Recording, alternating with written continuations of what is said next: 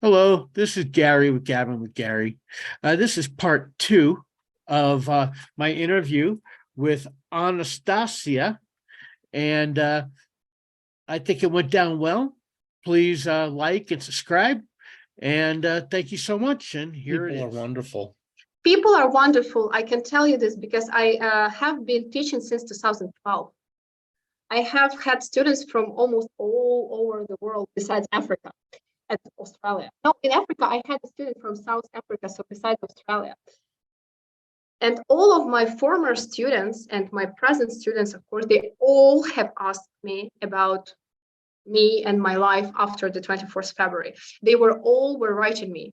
At some point, I just started counting. I was curious to understand all or not all of them. People from Russia, even from Poland, from Germany, from the US, they all wrote me something like, "Oh, are you safe? Are you okay? Do you need any help? Do you have some problems? Maybe you need some financial support. We can host you if you wish. We can help you. Just tell us." All the people they wrote me You're a back very then. blessed lady. I'm blessed because people were always nice to me. I have during this year I have met so many unknown people who helped me, and I have also had a lot of help from people who I already know before. And as you say, people are great.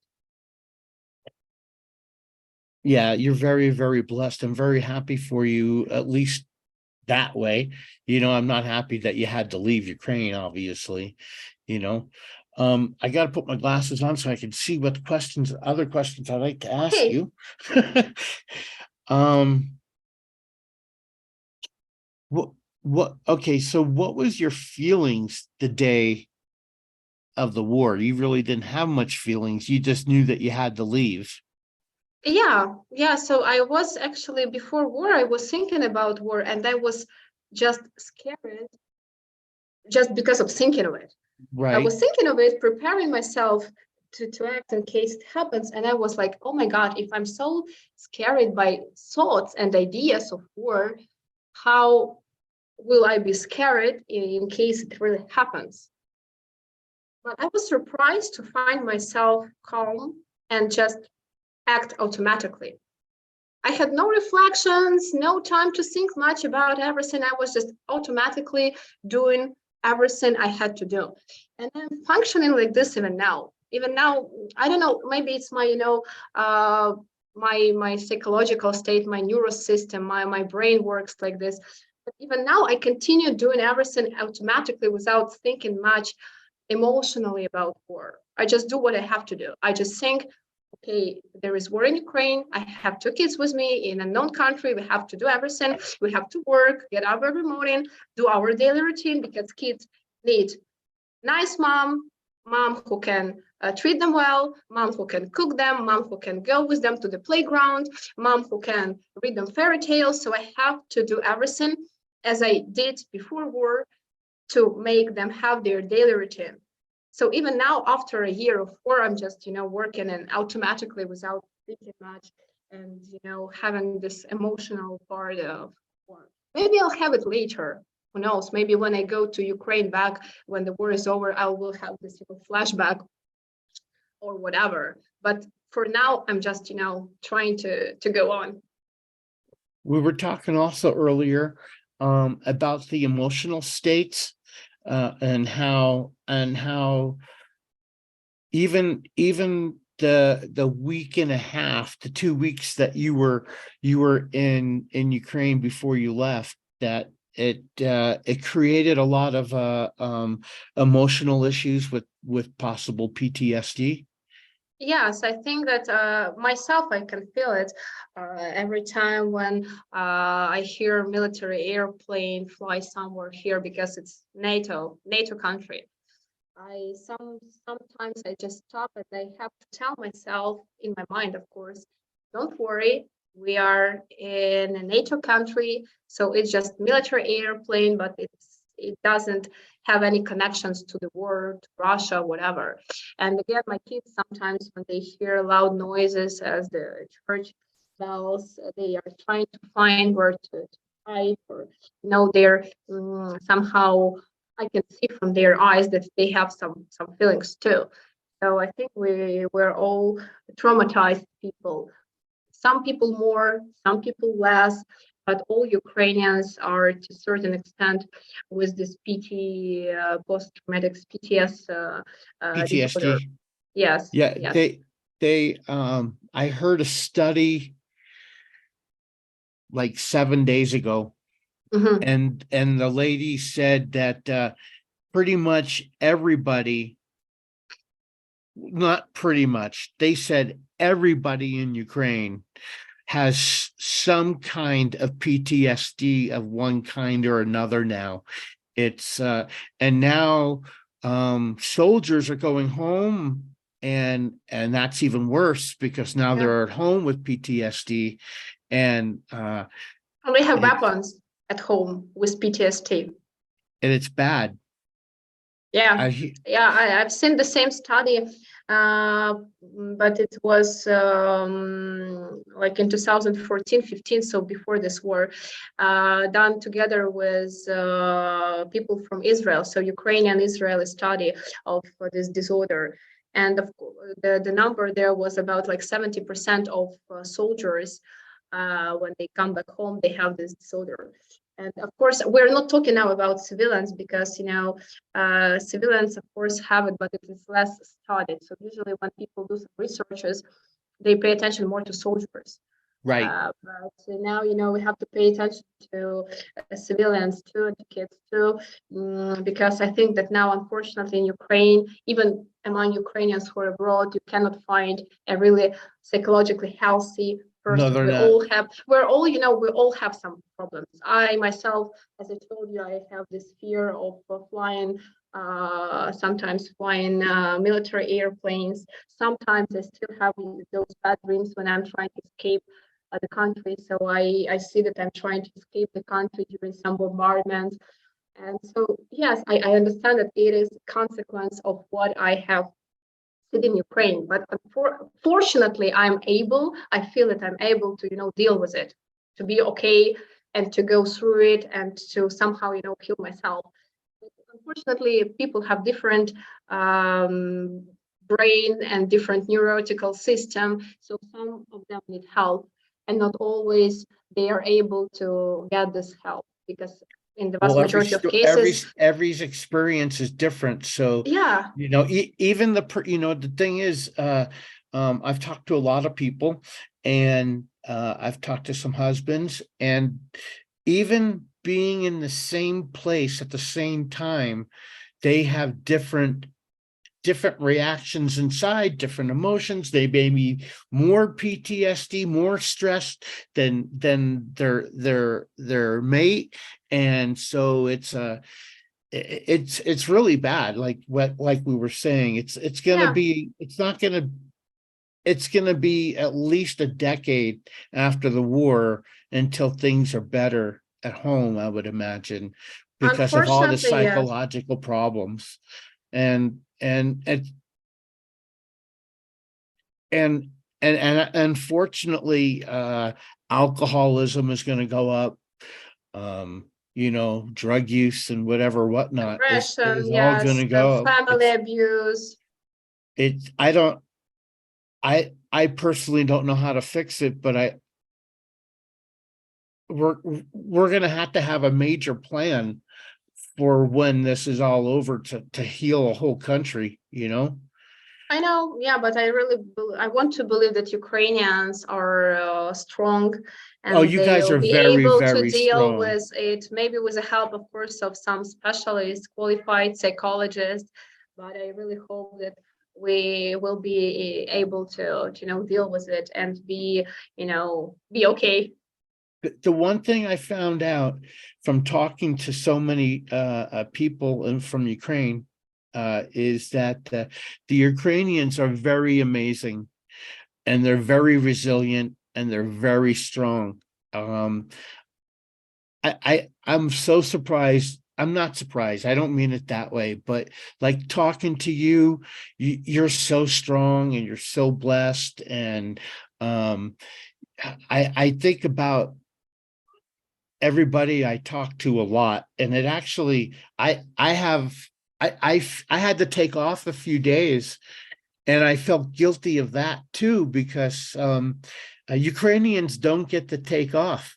And here I am taking off a few days because hearing all the stories, it's really very hard actually.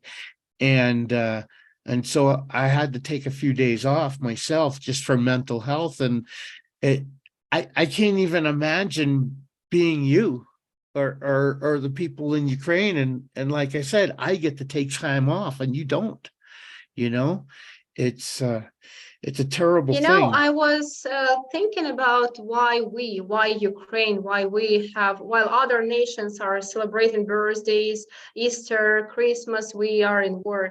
And you know, I think maybe I'm a person who believes in God and who goes to the church, and so I believe that nowadays in Europe, no other nation could be so brave to deal with it and survive it, and fight. So just take any other European nations, people would be just scared too much and maybe probably do whatever to just hide, escape, and not to fight. And also I was thinking about this war, why Ukraine, why we, and why now. I had heard a lot of prophecies about Ukraine years ago, that Ukraine sooner or later will be a very important and powerful country. And I was thinking how it's possible, how it would be ever possible for Ukraine, not even being in a European community, in NATO, to be the powerful country and nation. But that's it. Now Ukraine will be powerful country and powerful nation, but the price is this war. So basically, I think that for Ukrainians now, this war is like in the Bible. It was said that people will be like purified gold.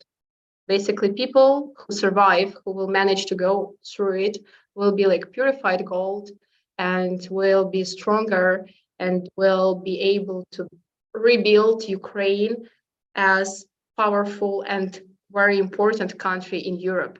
But before war, I didn't understand how it would be ever possible for Ukraine not even being part of NATO to be one, even because I was reading, a lot of prophecies telling, oh, Ukraine will be one day the now you can see. So that's the price. I think that's the price we pay for our future. Do you think that the EU, all the European countries, Germany, France, everywhere, Finland, do you think that Italy, because we had Mussolini and stuff like that, do you think because of World War II and all the atrocities of World War II that the EU is more willing to help the Ukrainian people because of everything that they went through in a negative tone, that they're trying to make up for it? I think it's more, just logic, because if we listen carefully to what Russian representatives say, they mentioned a lot of times that Ukraine was not the only aim. Their target also was to go down to Poland. Why not to go in Germany? Part of Germany was Russian back then. To go to Kaliningrad, so it's like near the Baltic Sea, part of Russia, and from that part conquer all Baltic seas. Why not? So Russians, from time to time, they put this information, put these ideas into people's minds.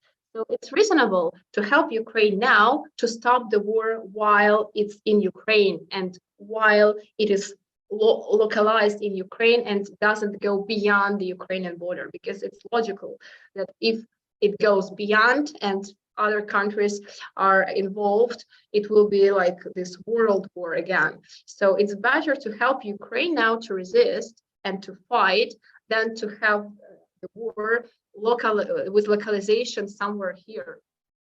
Do you think it's going to escalate to that? Yeah, basically, I think that if now Ukraine has enough weapon and support from European countries and all over the world, we will be able to stop Russia, stop Putin in Ukraine. And so So you think European that countries, you think that everyone will be able to stop stuff Yes. So in if Ukraine. countries collaborate and help Ukraine to, to that extent we need it, we'll be able, I think, to stop the war in Ukraine, and it won't go beyond the Ukrainian borders. So I think that European countries are safe while they are helping Ukraine. Yeah, I think we need to give more help to Ukraine. What did you Would be feel? better. It would be better. How did you feel about President Zelenskyy before the war?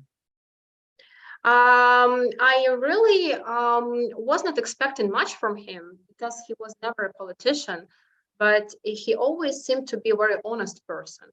And I was thinking that usually honest people, unfortunately, don't make much changes just because they are eaten by the system. So as soon as an honest person comes somewhere, he has no chances to change something much because other people and the system, doesn't let you do this. So I was not thinking much of his political career because I was thinking, okay, so he's honest. As soon as he comes to the government and starts his changes, bam, he'll be banned from it, stopped from it, prevented from it, anyways. And so basically, he was pretty good president. But again, I was seeing the pressure he had from the system, corruption and whatever. So he was really fighting for his principles and his honesty. But now I think that we have the best war leader we can even imagine, because he seems to be a person who really believes in what he does, and maybe if he does some mistakes, he does it not because he's basically trying to do something wrong for Ukraine or something harmful, but just because he is even honest in his mistakes. So I think that now Ukraine has to support Ukrainian government. We have to be all united together with our government to fight and defend our country. We can talk about mistakes of our government later, after war. I think it's nice to sit after war and talk about the mistakes and about people who maybe did something wrong. But now I think it's time to be all united around our government too, and around our president, because he did a great job. I don't think that like our ex-president Poroshenko would have done the same. I think he would have escaped the country the first day of war, and that's it. So just the fact he didn't escape the country, understanding he's target number one, means that he honestly believes that as a president, as a leader, he has to be in Ukraine and fight and do whatever he wants. I think he's pretty amazing. He lives in his cabinet. He lives in his office. I sent the video about his life, his daily routine. He has a small bed in his office, so like small room with one small bed, like in a hostel, like Right, hostel right. bed, a chair with his clothes, so he lives there. It's difficult to be him. He, as we can see from his face, if we compare his face now and his face before war, we see two different people, because Two different we see the people. pain of Ukraine. We see as how tired he is. He almost never sleeps well. He is always busy. So it's very difficult to be him. And I think we have to have some compassion and not criticize and judge him now. We can do it after war as we wish, but now we have to be and support him. Let me tell you, after the war and people judge him, the only thing that are going to be judged is how great he is and the things that he did. I mean, he really is amazing. I think that the world is very fortunate to have him as the president of Ukraine. And you're right. I think that almost anybody else would have ran away, and he stood there and he said, "Bring it on. I'm gonna hurt you." So that's very, very, very impressive, of course, and one of my interviewees said that he thinks that because he's an actor made him a better president. I don't think that that's true. I think that he is really showing who he really is. as a person, as a president, as a human, and really trying to do what's right for Ukraine and the world. You know, he was a good actor, and he not only was a good actor, but he had his own studio, his own production, his own business. And so all those things were not given to him just from his parents or from whoever. He gained everything himself. He was working hard. He's a hard worker, and he had what he had just because he was person he is. So basically the same with his presidency. He is a good president just because he is such a person, not because he was a good actor or because of his money. He gained everything himself just because he had something inside of him, and this, you know, ability to work hard also, they made him altogether achieve what he achieved. It was not, you know, given to him by somebody. He did everything himself with his team, of course, but it was not just given him for free. I have a couple more questions for you, and Of course. one of them is, how do you feel about the Russians now? And I've talked to, like I said, I talked to many, and they've all said that they don't like them anymore, and that they don't talk Russian anymore, and that they don't buy anything Russian anymore. Yeah, I can say the same things. I living in Kiev, I used to use Russian language every day in my life. My family was Russian speaking. Of course, we know Ukrainian. Of course, we already actually always knew it, but we were using more Russian in our everyday life. It was like a usage. It was more comfortable. I liked Russian music. I was buying books in Russian language, in Russian translation. I was watching films in Russian translation. Now I don't listen to Russian music anymore. No Russian books. No, nothing. And I used to teach Russian language as foreign language. Since the 24th of February, I had some requests from students to teach them Russian. I cannot do this. So I understand that it's job, language, as people say, language has nothing in common with war. Poets have nothing in common with war. I cannot do this anymore. So for me, it's better not to earn the money teaching Russian than to teach Russian. So I don't do it anymore. I cannot find you know, my like internal resources to do this, just because, you know, it's a country that is aggressor, and as soon as they do what they do, they should be banned from everything, I think, from and their language, their music, their sports. I have heard where people were talking here about Olympic Games. Oh, sportsmen have nothing in common with war, because sportsmen are working hard. The goal of their life is to go and participate in the Olympic Games, and they are banned now. Okay, guys, if your goal is to participate and be part of the Olympic Games, go to the streets, make your government fall down, make your government stop war, and then go to the Olympic Games. That's it. So if you guys want to participate in some national, international stuff, just go and stop your government. If you're not going to stop your government, I really think that we can blame all Russians in what is happening now, just because they are doing nothing. If you, as we see now in Georgia, if people don't agree with the government, they go and they protest. They all go, because the government cannot imprison all the people. It's impossible. The same we have seen in Ukraine in 2013. People just went to start protesting. So now I think it's better for Ukrainians to, you know, focus more on Ukrainian. Ukraine is a very rich country. Our culture is rich. Our language is rich. We have a lot of good music, a lot of nice books, translators who translate books in Ukrainian, films in Ukrainian, so we can focus on our own. Instead of focusing on and paying money, because people who listen to Russian music on Spotify, YouTube, whatever, they basically pay money to Russian singers who are taxpayers in Russia, whose taxes go then to buy armaments. So basically, you know, it's like about connecting the dots. We connect the dots, and we see that if I listen now to a Russian song, those money will come to Russian budget, and they will buy some tanks to kill Ukrainian people. That's why, in order not to connect all these dots like this, we should focus on our own culture and language in order just, because we have a lot of interesting stuff and good stuff.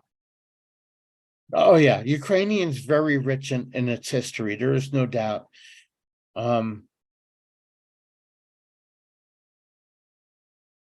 What do you think that that this war is going to end anytime soon? My first thought the 24th of February was, I'm sorry to use bad words, of course, but it was, oh shit, the Second World War lasted 5 years, so this war is going to last pretty the same. Now I reconsider everything, and I think that it won't last 5 years, but we will have consequences, at least for the next 5 years. I really hope for this war to end as soon as possible, but I think that this year and maybe the next one. So Russia doesn't have resources to go on for 5 years in a row. But they're maybe 2 looking or at 3. China really hard. Yes, And I'm not positive about it. My mother-in-law, and I think it was her, protective mechanism of brain and psychology. Back in April of 2022, she was like, "Oh, it's going to end soon in a month, and we'll go to Ukraine." Now she says, "Oh, it's going to end this March or this April, and we're going to go back to Ukraine." So when somebody calls her from Ukraine, she says, "Don't worry, the war will end like in the spring, in March, in May, in April, and by the autumn, by September, we'll be back in Ukraine."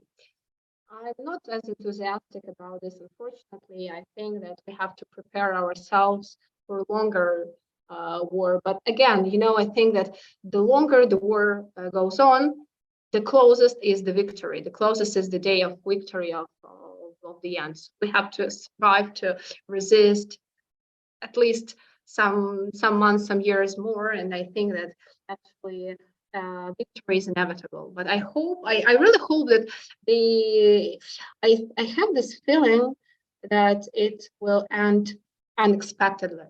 So something will happen that nobody expects and immediately somehow stop the war. And it will be something that we now even cannot think about seriously or imagine. So it will be absolutely unexpected for all of the people. I don't know what is it. I was trying to think about what possibly could it be, but I cannot find the answer. Maybe nuclear weapon, but I don't think so. So I really hope for a miracle to happen and something that can stop immediately and unexpectedly the war. They mentioned a while back that because of your relation with Russia before the war, and that how there was a very mix of people in Ukraine, both Russian and Ukrainian, working for the government.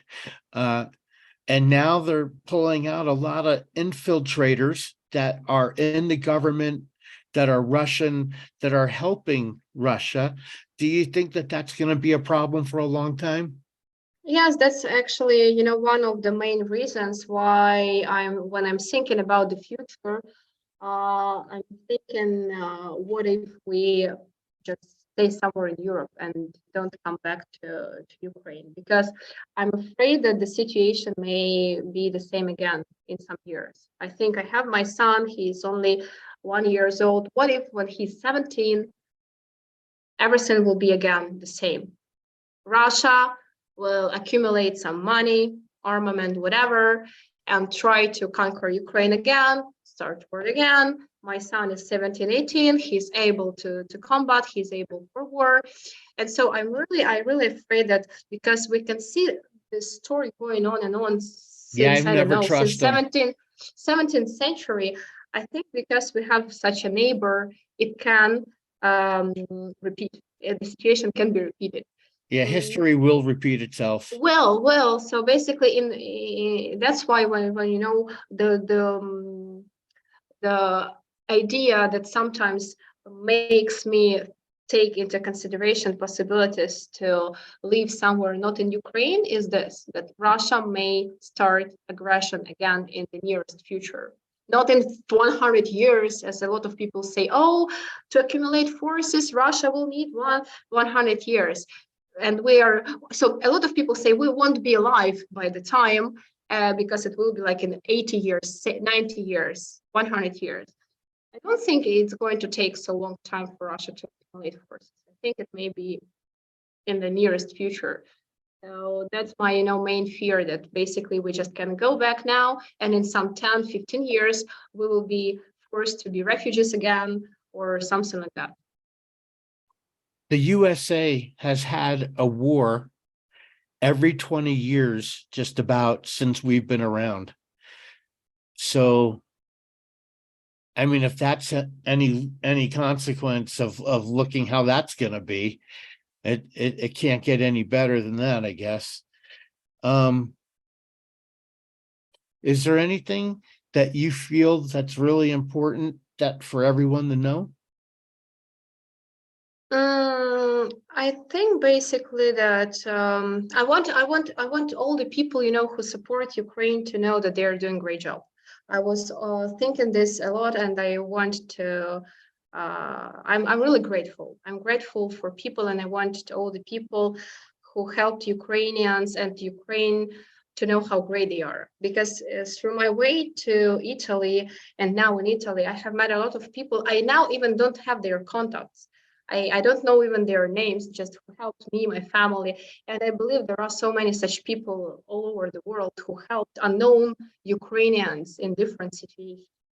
I was trying to think how I can, tell that I'm thankful to people I don't have contacts of. I cannot find them on Facebook because I don't know their surnames.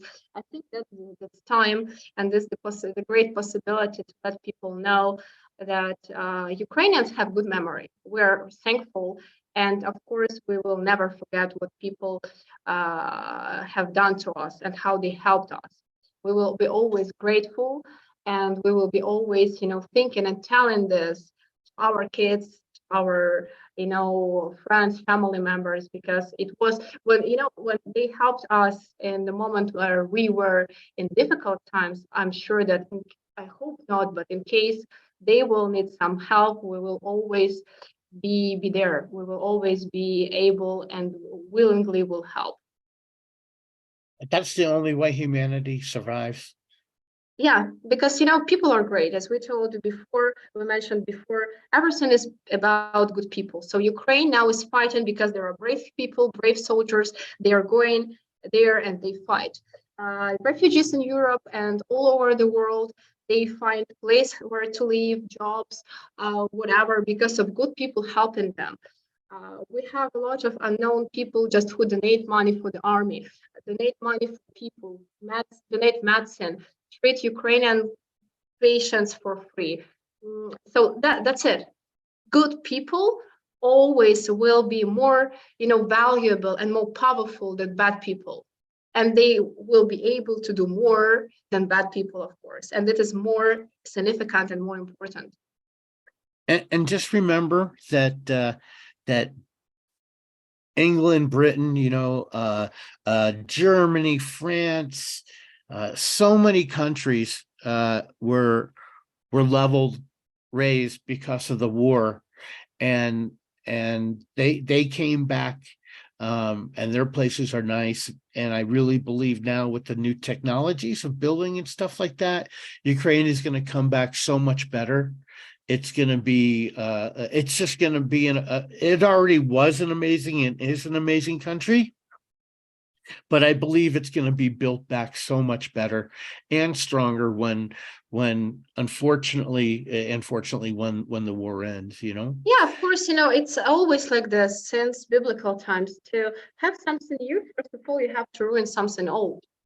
So basically, to be, as I told you, a new country, powerful country, this is our process of ruining old things, and not only physically ruining old buildings, but ruining old mentality, old stereotypes. people, again, going back to the Bible, the Jewish people, they were going through the desert for 40 years until they found the promised land, because they had to be new people. They had to, leave all their Egyptian mentality somewhere back, and they had to raise a new generation with a free mentality. That's what we will have now. We will have a different mentality, free mentality, a more Oh, they'll have a national definitely new patriotic mentality. mentality. Absolutely. Yeah, so that's the key point. Not buildings, not infrastructure, but mentality. It's the key point. And with this mentality, we will be able to live in our promised land, in our new Ukraine, happily, and actually rebuild it. It will bring together a stronger national Ukraine for sure. It will be much, much stronger. Yeah, Unfortunately, it's not going to be tomorrow. It's going to be a lot more hurt before it gets better.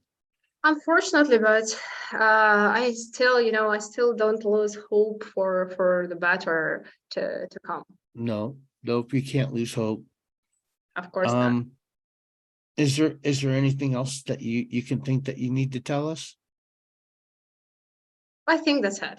I think that's it. Yes, I think that's it. I've managed to basically tell the story how we escaped, and I think it may, this information may be somehow helpful for people to understand why there are so many Ukrainians now all over the world, and that Right, right. we're not just tourists. We're not just people who decided to go and see different countries. But we're people who still love their country and hope one day to be able to rebuild it after war and live happily there. I can't tell you enough. Thank you so much for interviewing with me and letting me hear your story. Do you know many soldiers? Personally, no. No, Personally, I don't know many soldiers. I know more volunteers than soldiers. that's probably better. Yeah, I know a lot of volunteers who are helping from Italy, who are helping from Ukraine. Personally, among my closest friends and my family members, all the people are safe, alive. And for me personally, it's one more reason to be grateful for everything. We're alive, and everybody who I know is safe and okay. Again, I really appreciate your time, Anastasia, and I think that you are Ukrainian people are amazing, and you are definitely amazing too. Thank you. Hey, this is Gary again. Thank you so much for listening to part 2 with my interview with Anastasia. And please like and subscribe. All links will be in the description. I'll be releasing another podcast and interview tomorrow. Please stay tuned. Please stay safe. And thank you so much.